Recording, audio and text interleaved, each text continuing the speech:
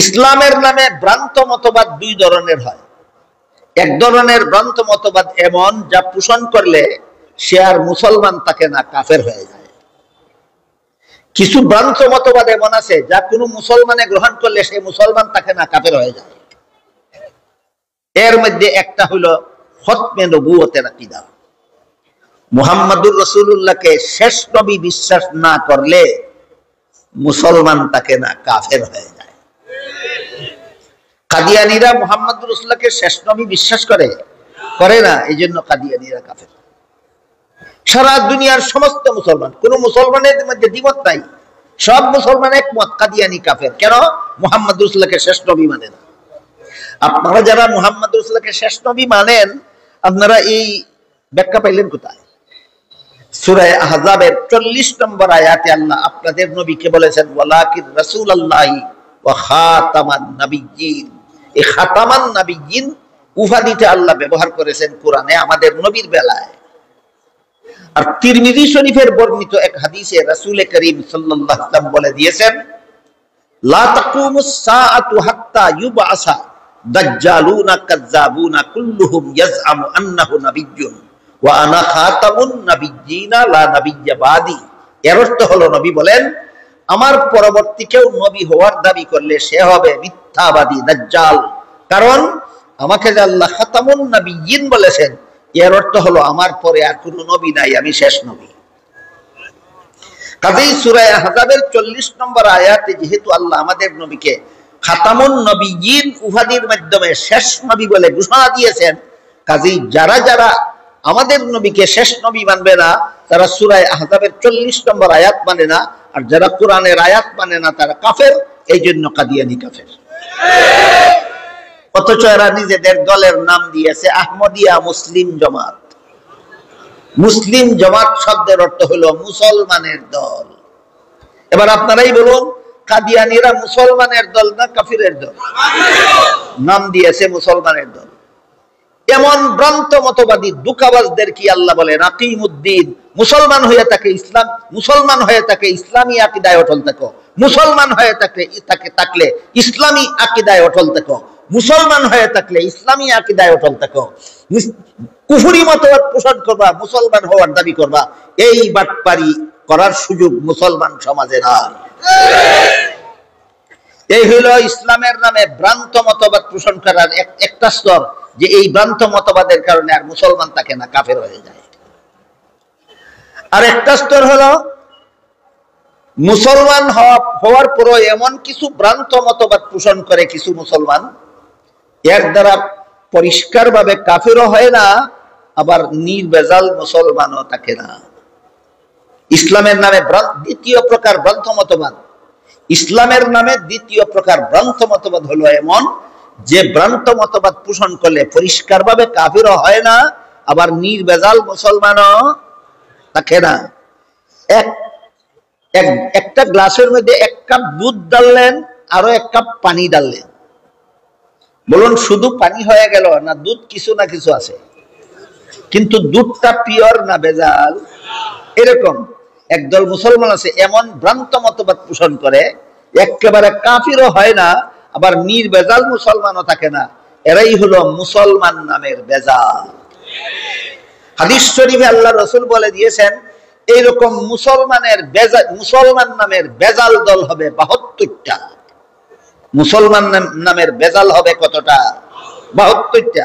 আর একটা মাত্র দল হবে নির্ভেজাল মুসলমান। এই কথাগুলি আমাদের জীবন ভর মনে রাখা দরকার। হাদিস শরীফে আল্লাহ রাসূল বলে গেছেন নির্ভেজাল মুসলমান হবে এক দল, আর মুসলমান নামের ভেজাল হবে 72 দল। বুঝে থাকলে বলুন রাসূল কি বলে গেছেন? নির্ভেজাল মুসলমান হবে কত দল? এক দল। আর মুসলমান নামের ভেজাল হবে কত দল? 72 দল।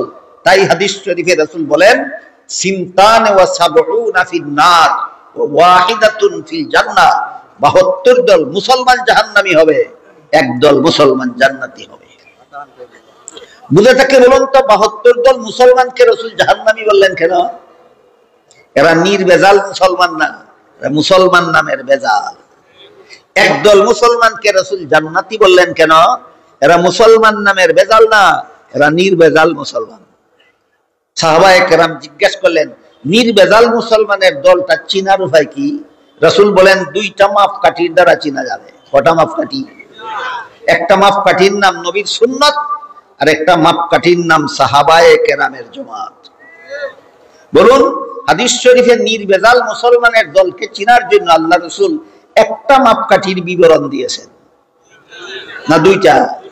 প্রথম মাপকাঠিটার নাম নবীর সুন্নাত, দ্বিতীয় মাপকাঠিটার নাম সাহাবায়ে কেরামের জামাত। এখন যদি বলে আমরা রসুলকে মাপকাঠি মানি, সাহাবাদেরকে মাপকাঠি মানি না, এর মানে হলো রসুলের হাদিস অর্ধেকটা মানি, অর্ধেকটা মানি না। ক্লিয়ার হইল কি কথা? ক্লিয়ার হইল কি? 72 দল মুসলমান নামের ভেজাল থেকে একদল নির্ভেজাল মুসলমানকে চিনার জন্য সহিহ হাদিসের মধ্যে আল্লাহ রসুল মেয়ার, মাপকাঠি, আদর্শ দুইটা উল্লেখ করেছেন, একটা নয়। একটা হলো সুন্নতে রাসূল, আর একটা হলো জামাতে সাহাবা। এই বিশুদ্ধ মুসলমানের দলকে চিনার জন্য রাসূলের সাব্যস্তকৃত দুইটা মাপকাঠিকে যারা মাপকাঠি মানে, এদেরকেই আহলে সুন্নাত ওয়াল জামাত বলা হয়। এদেরকে কি বলা হয়? আহলে সুন্নাত তো সুন্নতের অনুসারী। কার সুন্নতের? ওয়াল জামাত তো জামাতের অনুসারী। কার জামাতে? সাহাবায়ে কেরামের জামাতের অনুসারী। তুমি জামাত না, সাহাবায়ে কেরামের জামাত তোমার মাপকাঠি। দলের নামের মধ্যে জামাত শব্দের লেজ লাগাইয়া দিলে আহলে সুন্নাত ওয়াল জামাত যদি হইতো, কাদ্দানীরা তোমাদের আগে আহলে সুন্নাত ওয়াল জামাত হয়ে যেত। কাদ্দানীরাও নিজের দলের লেজের মধ্যে জামাত শব্দ লাগাইয়া দিছে। কাদ্দানীদের দলের নামটা কি বলছিলাম? আহমদিয়া, মুসলিম, এই যে জামাত। জামাত, এই জামাত তুই আহলে সুন্নাত ওয়াল জামাত না দুঃখাবাজ জামাত? মনে রাখবেন, দলের নামের মধ্যে জামাত শব্দের লেজ লাগাইয়া দিলে আহলে সুন্নাত ওয়াল জামাত হয় না। সুন্নতে রাসূলের সাথে জামাতে সাহাবাকে মাপকাঠি মানলে আহলে সুন্নাত ওয়াল জামাত হয়।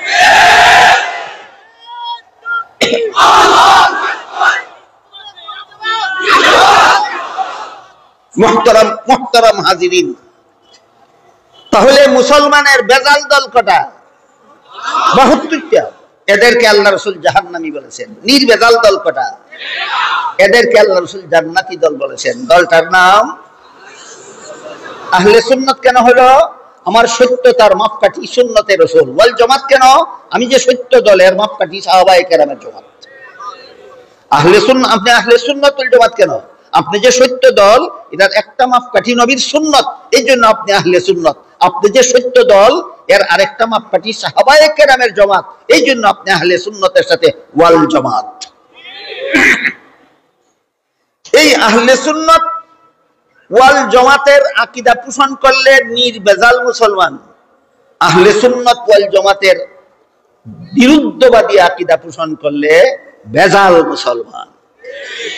আহলে সুন্নাত ওয়াল জামাতের যে সমস্ত বিশুদ্ধ আকীদা স্বীকৃতিকৃত, এর মধ্যে একটা আকীদার নাম হলো ইসমতে আম্বিয়া, আর একটা আকীদার নাম হলো আদালতে সাহাবা। আহলে সুন্নাত ওয়াল জামাতের আকীদা যদি আপনি মানেন, তাহলে আপনি নির্ভেজাল মুসলমান। আহলে সুন্নাত ওয়াল জামাতের বৈশিষ্ট্যপূর্ণ আকীদাগুলির মধ্যে একটা আকীদা হইল ইসমতে আম্বিয়া, আর একটা আকীদা হইল আদালতে সাহাবা। ইসমতে আম্বিয়া কথার মর্ম হলো, ওই যে আল্লাহ বলেছিলেন গুনাহগারদেরকে নবী বানাই না। সমস্ত নবীগণকে আজীবন বেগুনাহ বিশ্বাস করার নাম ইসমতে আম্বিয়ায় বিশ্বাসী হওয়া। সমস্ত নবীগণকে আজীবন বেগুনাহ বিশ্বাস করার নাম ইসমতে আম্বিয়ায় বিশ্বাসী হওয়া। আহলে সুন্নাত ওয়াল জামাতের আকীদা। সুতরাং কেউ যদি আদমের নিষিদ্ধ, জান্নাতের নিষিদ্ধ গাছের ফল খাওয়া ঘটনাকে ভ্রান্ত ব্যাখ্যা করে গুনাহগার সাব্যস্ত করে, তাহলে সে কাফিরও না, নির্ভেজাল মুসলমানও না, মুসলমান নামের ভেজাল। কত দলের এক দল? 72 দলের এক দল।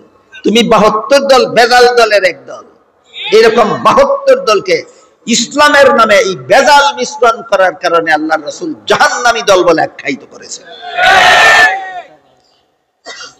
তো আহলে সুন্নাত ওয়াল জামাতের সাব্যস্তকৃত একটা আকীদা হলো নবীগণ বেগুনাহ, আর সাহাবায়ে কেরামের সমালোচনা করা হারাম। এটা আহলে সুন্নাতুল জামাতের আকীদা। সাহাবাগণের সমালোচনা করা হারাম। তিরমিজি শরীফের বর্ণিত হাদিসে রাসূল করিম সাল্লাল্লাহু আলাইহি ওয়াসাল্লাম বলেন, ইযা রাআইতুমুল লাযীনা ইয়াসুব্বুনা আসহাবী ফাকুলু লানাতুল্লাহি আলা শাররিকুম। হে আমার উম্মত মুসলমানেরা, তোমরা যদি ওই সমস্ত লোকদের দেখতে পাও যারা আমার সাহাবাদের সমালোচনা করে, বলে দিও সাহাবা সমালোচকদের উপর আল্লাহর লানত। সাহাবা সমালোচকদের উপর আল্লাহর লানত বলেছেন রাসূল। এই জন্য সাহাবাদের সমালোচনা করা আহলে সুন্নাত ওয়াল জামাতের আকীদা মতে হারাম। সুতরাং নবীগণকে যারা গুনাহগার সাব্যস্ত করে, সাহাবাদেরকে যারা সমালোচনা করে, এরা ইসলামের নামে ভ্রান্ত মতবাদে বিশ্বাসী। এদের সাথে ঐক্যবদ্ধ হওয়া আল্লাহ কোরআনে বলেননি। আল্লাহ বলেছেন আকিমুদ্দিন, ইসলামের সহিহ আকীদা যারা পোষণ করে তাদের সাথে ঐক্যবদ্ধ হও। খুব পরিষ্কার ভাবে বোঝা দরকার। সূরা আলে ইমরানের 103 নম্বর আয়াতে আল্লাহ মুসলমানদেরকে ঐক্যবদ্ধ হতে বলেছেন আল্লাহর রশ্মিকে ধারণ করার মাধ্যমে। এখানে রশ্মি মূল অর্থে ব্যবহৃত নয়, রূপক অর্থে। এখানে রশির রূপক অর্থ হইল আল্লাহর দ্বীন। রশির রূপক অর্থ হইল আল্লাহর দ্বীন। আর সূরার 13 নম্বর আয়াতে আল্লাহ দ্বীন বলেছেন, ইসলামের সহিহ আকীদার নাম ইসলাম, আল্লাহর দ্বীন। ইসলামের সহিহ আকীদার নাম আল্লাহর দ্বীন। নবীগণকে বেগুনা বিশ্বাস করার নাম আল্লাহর দ্বীন। নবীগণকে বেগুনা বিশ্বাস করে মুসলমান ঐক্যবদ্ধ হও। সাহাবায়ে কেরামের সমালোচনাকে হারাম মনে করে আল্লাহর দ্বীন। সাহাবায়ে কেরামের সমালোচনাকে হারাম মনে করে যারা, তাদের সাথে সব মুসলমান ঐক্যবদ্ধ হও। বুঝে থাকলে এবার বলুন, আল্লাহ শুধু মুসলমানদেরকে ঐক্যবদ্ধ হতে বলেছেন, কোনো স্কেল নাই। কি স্কেল? আল্লাহর দ্বীন পালনের মাধ্যমে ঐক্যবদ্ধ হও। ঐক্যবদ্ধ হও শুধু বলেছেন না, দ্বীন পালনের মাধ্যমে। সূরা শুরার 13 নম্বর আয়াতে আল্লাহ দ্বীন কি বুঝাইছেন? ইসলামের সহিহ আকীদা। ইসলামের সহিহ আকীদা পোষণ করার মাধ্যমে মুসলমান ঐক্যবদ্ধ হও। নবীগণকে বেগুনা বিশ্বাস করার মাধ্যমে মুসলমান ঐক্যবদ্ধ হও। সাহাবায়ে কেরামের সমালোচনা হারাম বিশ্বাস করে ঐক্যবদ্ধ হও। সুতরাং যারা নবীগণকে গুনাহগার সাব্যস্ত করে, এদের দ্বীন নাই, এরা বদ্দীন। যারা সাহাবায়ে কেরামের সমালোচনাকে হালাল মনে করে, এদের দ্বীন নাই, এরা বদ্দীন। বদ্দীনের সাথে মুসলমানকে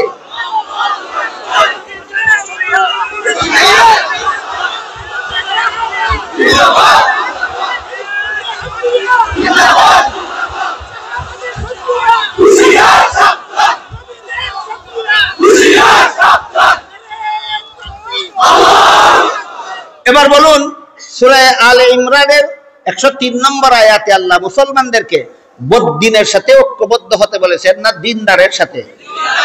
দিনদার কারা? নবীগণকে বেগুনা বিশ্বাস করে যারা। দিনদার কারা? সাহাবায়ে কেরামের সমালোচনাকে হারাম জানে যারা। এদের সাথে আল্লাহ বলেছেন মুসলমানদেরকে ঐক্যবদ্ধ হও। উল্টা সমঝিলের রাম, এটা একটা কিচ্ছা আছে।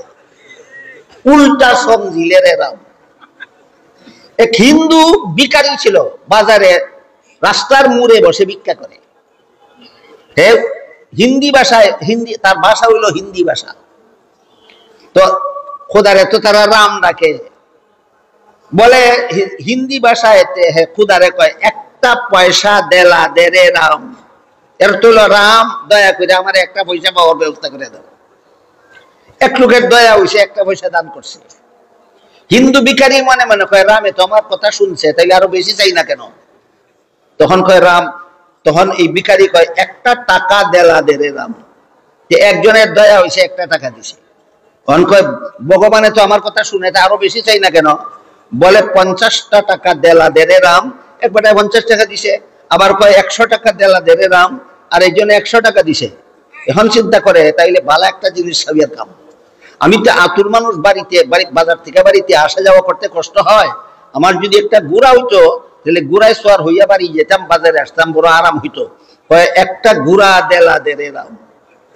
এই সময় একজন নবাব গুড়ার পিঠে সোয়ার হইয়া যাইতেছিল, আর গুড়ার একটা বাচ্চা ছিল, গুড়ার সাথে সাথে আটটা যাইতে পারে না। ওই নবাবে যখন শুনছে যে কইতেছে একটা গুড়া দেলা দেরাম, নবাবে বুঝছে যে আমি একটার ভিতরে সোয়ার হইছি আর একটাই সাথে যাইতে পারে না, হেরে দিতাম কইছে হয় আয় আমার সাথে। আইসে গুড়ার বাচ্চাটা এর গাড়ো তুলে দিছে, লই আমার সাথে চল।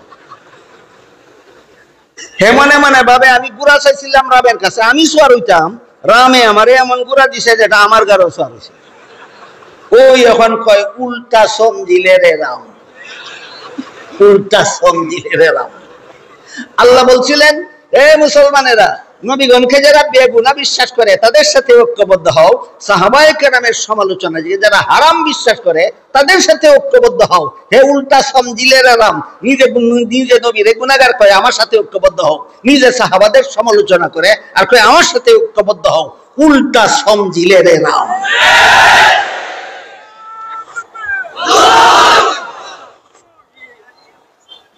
আশা করি এবার আপনাদেরকে মূল অর্থ আর রূপক অর্থ আমি বুঝাতে পেরেছি। মূল অর্থ আর রূপক অর্থ এবার বুঝা থাকলে বলেন, সেহরির বিধান সম্বলিত আয়াতে সাদা সুতা কালো সুতা, এর মূল অর্থ হইলো আমরা সুতা যা বুঝি সেটা। এখানে মূল অর্থে ব্যবহৃত না রূপক অর্থে?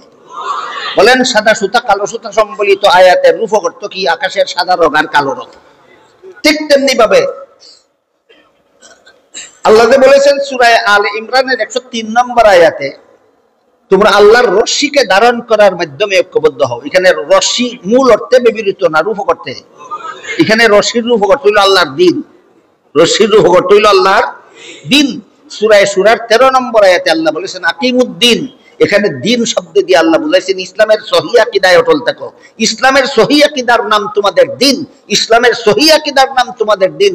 সহিহ আকীদা পোষণের মাধ্যমে মুসলমান ঐক্যবদ্ধ হও, উল্টা সমঝিলে রে রাও।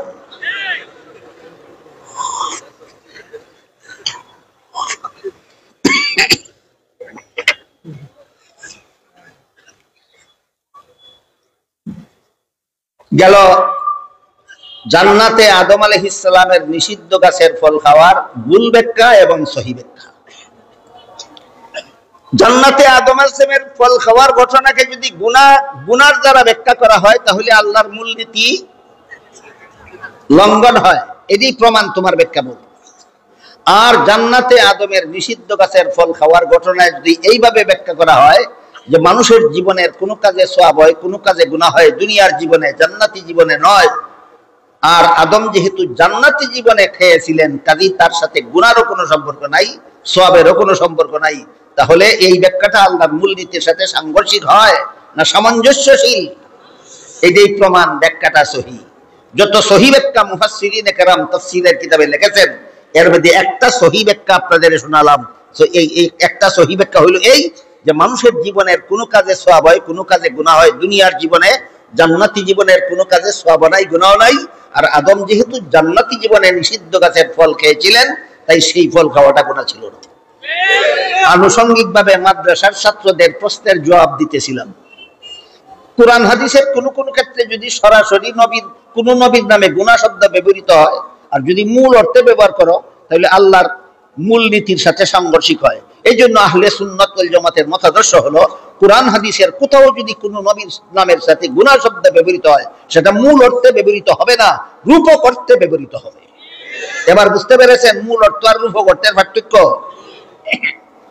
এটা মাদ্রাসার ছাত্রদের একটা প্রশ্নের জবাব দিলাম। আবার কোন কোন ছাত্র এই প্রশ্নও করে যে আদমের নিষিদ্ধ গাছের ফল খাওয়া যদি গুনাহ না হয়ে থাকে তাহলে জান্নাত থেকে বের করে দিলেন কেন? এটার নাম ওই চাপাবাজি। এটার নাম ওই দলিল দেয়া যখন পারে না তখন চাপাবাজি শুরু করে। দলিল দিলে যখন তার দলিল যায় আল্লাহর মূলনীতির বিরুদ্ধে, দলিল টিকে না। আর সহি শুদ্ধ দলিল যখন যায় তার বিরুদ্ধে তখন আর দলিলের জবাব দিতে না পারে, শুরু করে চাপাবাজি। কয় জান্নাতে নিষিদ্ধ গাছের ফল খাওয়া আদমের গুনাহ না হয়ে থাকলে জান্নাত থেকে বের করে দিলেন কেন? আমি জবাব পরে দেব। আগে বলুন, কোন রোজাদার দিনের দুপুর বেলা উযু করার সময় পানি পেটের ভিতর চলে গেলে গুনাহ হয়? ভালো করে বুঝে শুনে বলেন। অনিচ্ছাবশত কুলি করার সময় পানি যদি পেটের ভিতর চলে যায় রোজাদারের গুনাহ হয়?